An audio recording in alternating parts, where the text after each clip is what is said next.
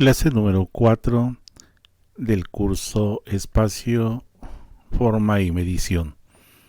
En esta clase número 4 vamos a abordar nosotros los polígonos y los cuerpos geométricos.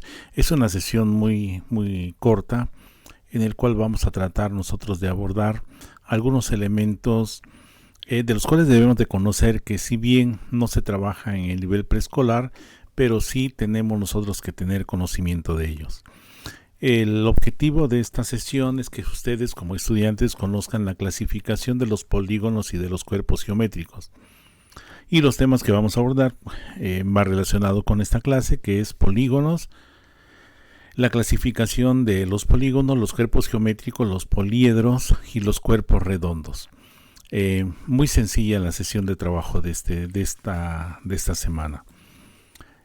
Primeramente un poco acerca de los polígonos regulares, que no nos interesa conocer ni las fórmulas ni cómo trazarlos con lápiz y papel, en fin, pero sí el poder conocer algunos de ellos porque los vamos a estar utilizando, como es el pentágono, el hexágono y el octágono.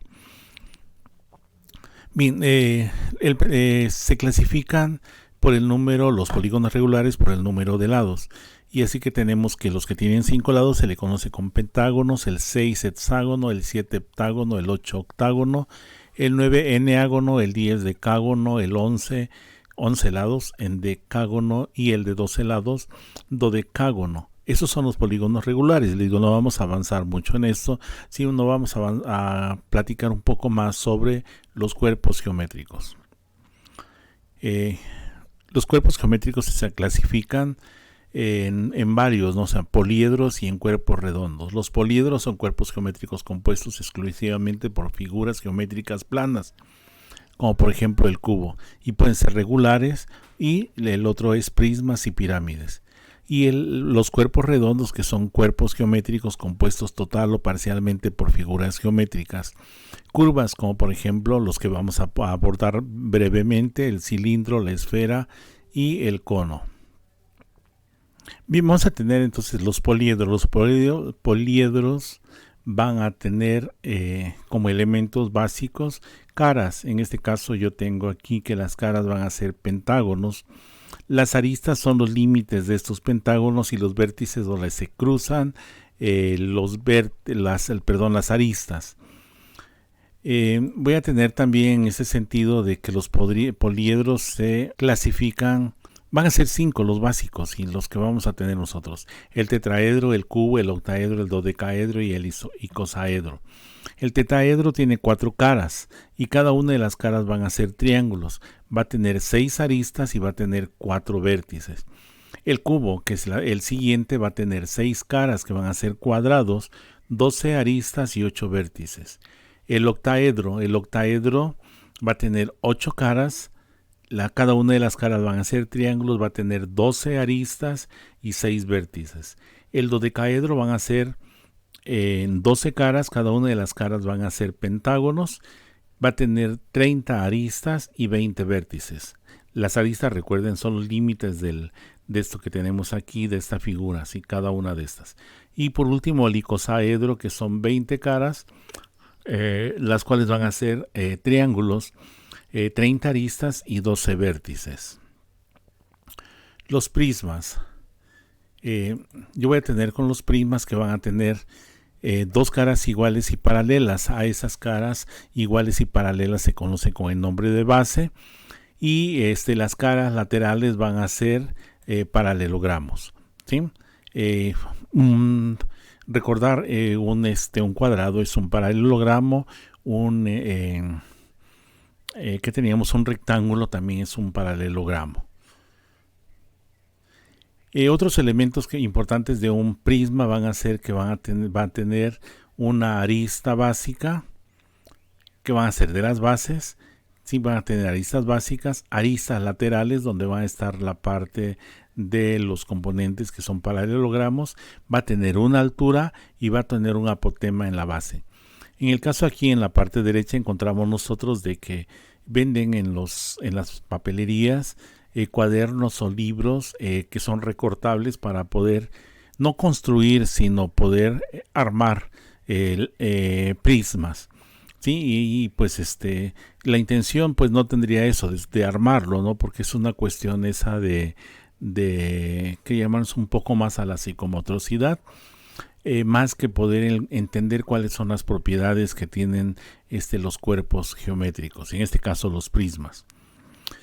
Los prismas se clasifican en prismas oblicuos y prismas rectos. Los oblicuos no van a tener figuras regulares en cierta manera como son un rectángulo o un cuadrado, sino que van a ser paralelogramos o romboides específicamente, ¿sí? Los prismas oblicuos tienen esa característica que van a estar formados por figuras como los paralelogramos. El romboide, decíamos nosotros en la sesión de trabajo. Y los rectos, que van a ser regulares, está formado por rectángulos. Los irregulares no van a tener, van a estar formados por diversas figuras.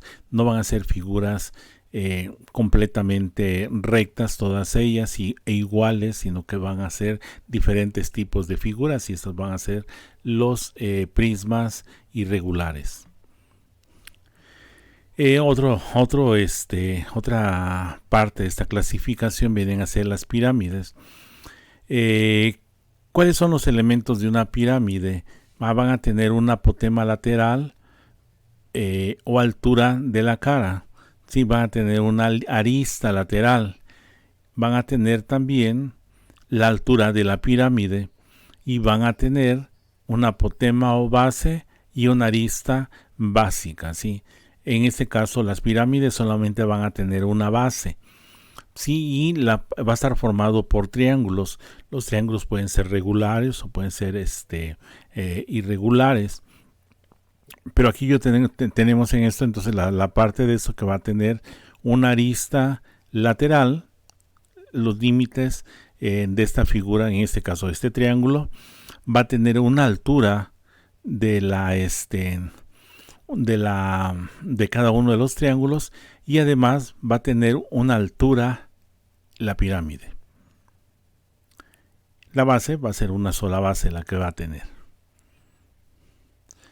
Las pirámides también van a tener, las pirámides entonces tienen una cara por base y van a tener caras laterales, y esas caras laterales van a ser triángulos, los cuales pueden ser triángulos como este que tenemos nosotros aquí, que van a ser regulares, o triángulos en los cuales van a ser oblicuos, y también puede ser de que tengan rectas que sean irregulares, ¿sí? Entonces esta es la clasificación de las pirámides. El último juego de cuerpos geométricos van a ser los cuerpos redondos o cuerpos de revolución. Yo tengo aquí un cilindro. El cilindro es parecido a los empaques estos donde viene el papel higiénico, y hay muchas otras cosas más que podríamos nosotros encontrar como cilindros. ¿Cómo se forma el cilindro? Vamos a tener que va a tener una generatriz, y esa generatriz, al girarla, me va a dar a mí como resultado un cilindro. Es como si tuviéramos un eje, y en ese eje tenemos un rectángulo, y hacemos girar el rectángulo a velocidades muy grandes, y lo que me forma es un sólido o un cuerpo de revolución, y ese cuerpo va a ser el cilindro, que va a tener un eje de giro, va a tener un radio, porque aquí tengo yo una circunferencia un círculo en la parte superior, va a tener un radio, va a haber una generatriz, y va a haber bases, una base superior y una base inferior. Ese es con respecto al cilindro. El otro es el cono. El cono, ¿cómo se obtiene?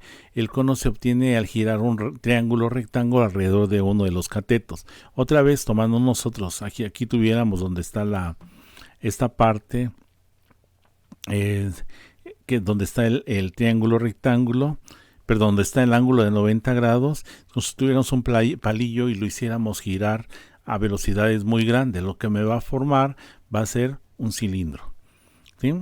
El cilindro tiene esas características, tiene una altura, tiene un eje de giro, va a tener una generatriz, esta generatriz que está haciendo que se forme el cilindro, va a tener un radio en la base, y va a tener la base y va a tener un radio aquí, un valor del radio.